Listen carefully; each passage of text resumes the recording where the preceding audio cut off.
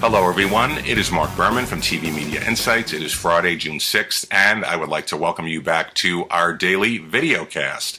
And I must begin today by acknowledging D-Day. It has been 70 years, and we have never forgotten the bravery and the sacrifices by our veterans. And in honor of D-Day, HBO is airing a marathon of 10-part, 11-hour 2001 miniseries Band of Brothers. It began at 9 a.m. today, so you could go to HBO if you would like to see Band of Brothers. Tonight on NBC is a 1-hour news special from NBC News hosted by Brian Williams on D-Day.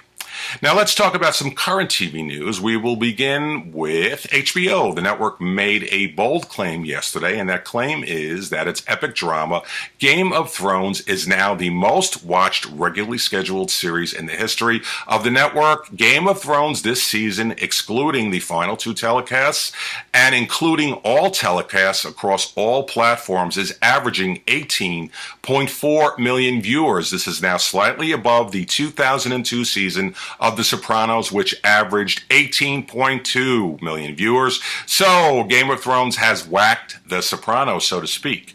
Heading over to Nickelodeon, the cable network has ordered a new animated series called The Loud House, which will feature an 11-year-old boy who is living in a house with 11 sisters. This initially was part of the animated series shorts program from Nick.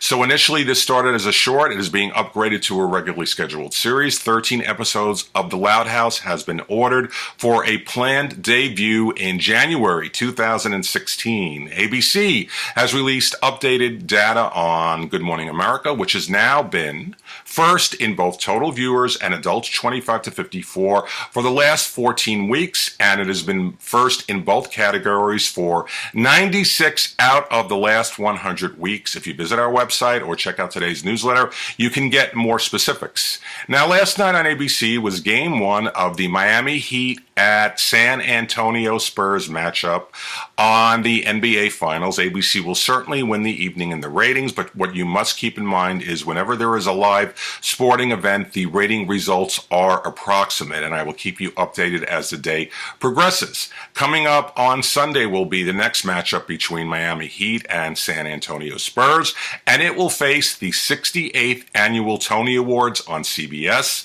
and Miss USA on NBC. Now, personally, I don't have an opportunity to get to the Broadway theater all that often. I haven't gone in several years, in fact, because I don't feel like spending all that money to go. So I always do watch the Tonys to get a glimpse of what is happening on Broadway. And I do have a link for you in today's newsletter if you would like to check out all the nominations. It is always interesting to see the well-known TV faces who are now being nominated for Tonys, and there are several this season. Also on Sunday is the final episode of Cosmos, a space-time journey on Fox. This was not the ratings bonanza the network was hoping for, but you really have to give Fox credit. This was something very unique and very unusual. Today in TV history, let's go back to 1971. We had the final episode of classic variety series, The Ed Sullivan Show. It concluded after 23 seasons. I vividly recall watching The Ed Sullivan Show on Sunday evenings following Lassie, and these were the days when families would often watch television together. On this day in 1978 was the debut of veteran ABC News magazine 2020, which means that 2020 is turning 36 years old. You know, news magazines like 60 Minutes, 2020, Dateline, and 48 Hours never end.